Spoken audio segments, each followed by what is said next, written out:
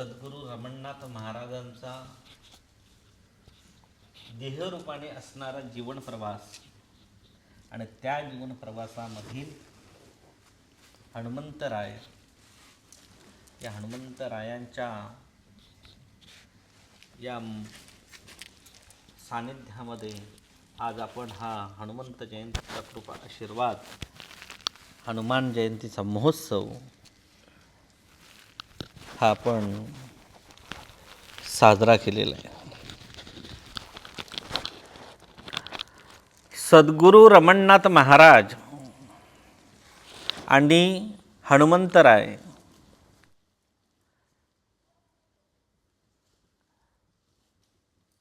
यांचं मिलन आणि सद्गुरू रमणनाथ महाराजांच्या जीवन प्रवासामध्ये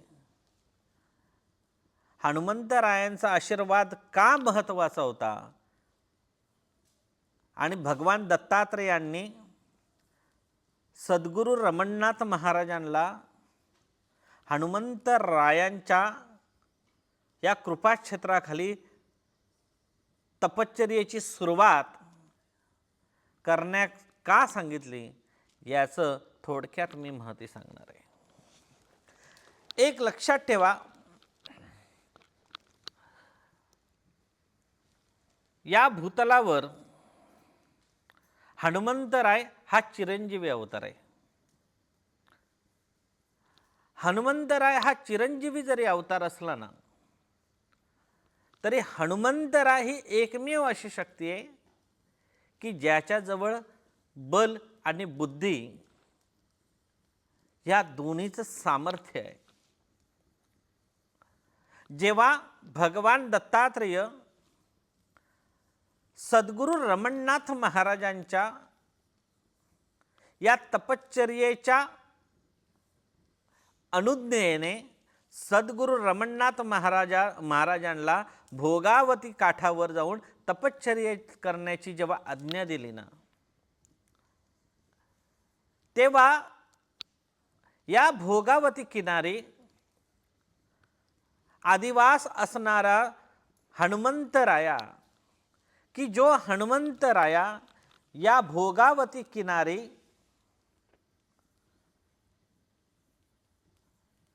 समस्त भक्तगणांचं कल्याण करण्याकरता तिथे निवास त्या हनुमंतरायांचा होता. अशा या निवासस्थानी सद्गुरू रमणनाथ महाराज पोचले. साधूच्या जीवनामधलं दोन अंग सर्वश्रेष्ठ आहेत. एक म्हणजे गुरुभक्ती,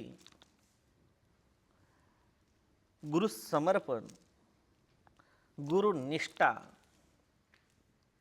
आणि दुसरी म्हणजे ना तुम्हाला दिलेला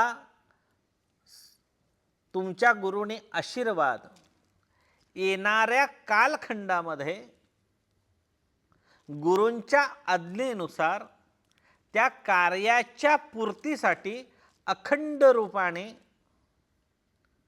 गुरूंच्या शब्दाकरता सेवेकरता कार्यान्वित व्हावं,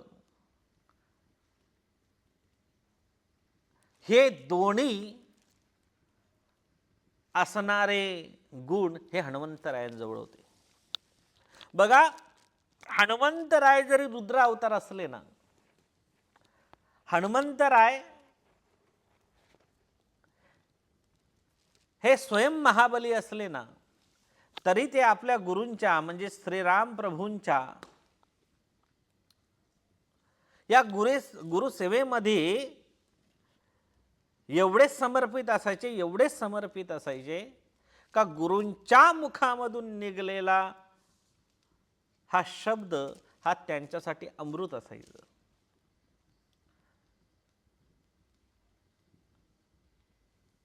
सद्गुरू रमणनाथ महाराज जेव्हा या भोगावती किनारी हनुमंतरायांच्या सानिध्यामध्ये आले ना तेव्हा हनुमंतरायांच्या या सानिध्यामध्ये या भोगावती किनारी तपश्चर्या करत असताना हनुमंतरायांचा हा गुण सद्गुरू रमणनाथ महाराजांनी संपादन केला.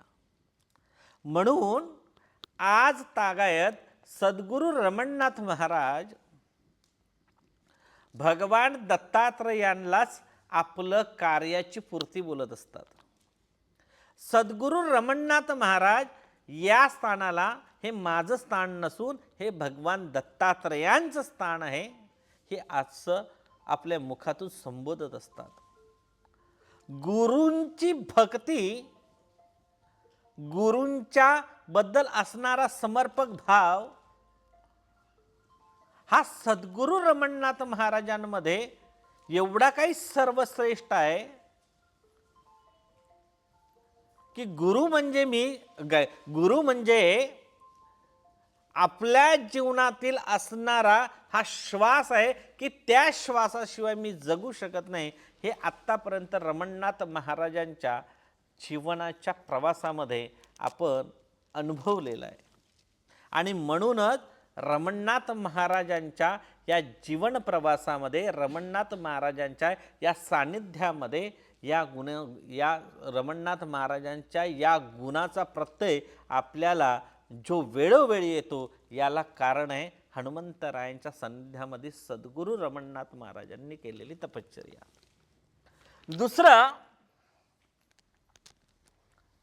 शक्ती सामर्थ्य. बघा, हनुमंतरायांच्या जीवन प्रवासाचा जर तुम्ही विचार केला ना तर रामप्रभूंच्या सहवासामध्ये हनुमंतराय ही एक अशी शक्ती आहे की त्याच्या पुढे आलेले प्रत्येक आव्हानावर मात करून आपल्या गुरूंच्या ध्वजाला त्यांनी सदैव त्रैलोक्यामध्ये फडकवत ठेवलेलं आहे.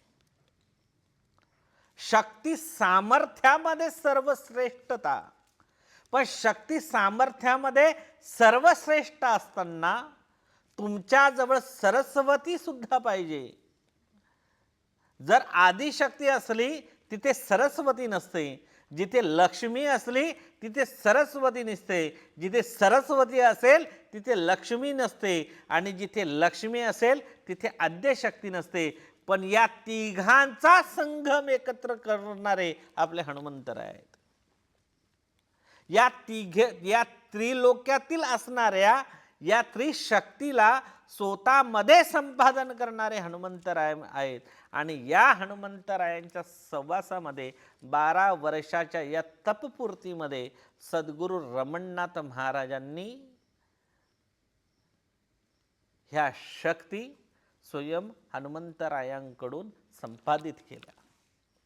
म्हणून आजही सद्गुरू रमणनाथ महाराजांचं हे स्थान काय, सरस्वतीच्या म्हणजे ज्ञानाच्या उच्च कोटीपर्यंत, ज्ञानाच्या उच्च कोटीच्या स्थितीला प्राप्त झालेलं स्थान आहे. या स्थानाचं म्हणजे सद्गुरू रमणनाथ महाराजांच्या प्रति गाणगापूरचं शक्ती सामर्थ्य एवढं आहे की इथे येणारा कितीही मोठा पीडित असला तर त्या पीडिताला बरं सद्गुरू रमणनाथ महाराज आपल्या कृपादृष्टीने करत असतात. आणि हे करत असताना माझ्या स्थानावर येणारा प्रत्येक भक्त आहे तो भक्त रिकाम्या हाती जाऊ नये म्हणून रमणनाथ महाराजांच्या सेवेमध्ये त्यांनी 1% मात्र सेवा केलेली असेल तर रमणनाथ महाराज त्याला 100% आशीर्वाद देतात आणि त्याच्या घरामध्ये लक्ष्मी नांदत असते. असे हे सद्गुरू रमणनाथ महाराजांना या त्रिशक्ती फक्त हनुमंतरायांच्या कृपाछत्राखाली भेटलेले. मग हे होत असताना जर भगवान दत्तात्रेय त्यांचे गुरु बनले, मग हनुमंतरायांचीच का आवश्यकता पडली की हनुमंतरायांच्या सानिध्यामध्ये सद्गुरू रमणनाथ महाराजांना तपश्चर्या करण्याकरता भगवान दत्तात्रेयांनी सद्गुरू रमणनाथ महाराजांना आदेश दिला. बघा, एक लक्षात ठेवा,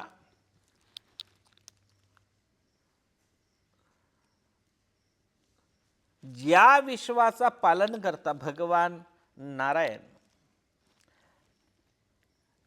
की ज्याच्या एका श्वासाने किंवा एका फुंकरीने पूर्ण ब्रह्मांड जळू शकतं, पूर्ण ब्रह्मांड हलू शकतं, त्या भगवंताला रावणाचा वध करण्याकरता, असुरांचा वध करण्याकरता या भूतलावर यावं लागलं. रामप्रभूंच्या चरित्रामध्ये जर आपण एक ज्ञान स्वरूपाचं जर अध्यायाचं परीक्षण केलं, ज्ञानाचं आत्मसात केलं, तर जेव्हा सीतामाईंला पंचवटी या क्षेत्रामधून रावणाने जेव्हा तिचं हरण करून जेव्हा लंकेमध्ये घेऊन गेलं ना, तेव्हा त्या श्रीराम प्रभूंना लंकेमध्ये वायुकार रूपाने जाऊन सीतामाईला घेऊन यायला किती वेळ लागला असता? वेळ लागला असता का? वेळ लागला असता. जो विश्वाचा पालन करताय, ज्याच्यावर विश्वासपूर्ण प्रतिनिधित्व आहे, जो प्रत्येक जीवाच्या चराचरामध्ये अधिवास करतो, तो ब्रह्मांड नायक श्रीराम प्रभू सीतामाईला लंकेमध्ये मधून आणण्याकरता आपल्या जीवनाचा प्रवास हा पायी करत असतात. आणि हा पायी करत असताना जर रावणाकडून सीतामाईची सुटका करायची आहे आणि रावणाचा वध करायचा आहे, त्यासाठी मला सैन्याची फार मोठी आवश्यकता आहे. आणि म्हणून श्रीराम प्रभू ते सैन्य प्राप्त करण्याकरता सुग्रीवाच्या जेव्हा शोधात निघतात, त्या सुग्रीवाच्या शोधात निघत असताना त्यांना प्रथम भेटतात ते हनुमंतराय भेटतात. मग याच्यामधून आपल्याला बोध काय आहे? तर हे एक लक्षात ठेवा की जीवनाच्या प्रवासामध्ये, मनुष्य जीवनाच्या या प्रवासामध्ये ना, तुम्ही प्रापंचिक जीवन असो की आध्यात्मिक जीवन असो, या प्रापंचिक किंवा आध्यात्मिक जीवनाचा प्रवास करत असताना सर्वप्रथम तुम्हाला गुरुकृपा महत्वाची आहे.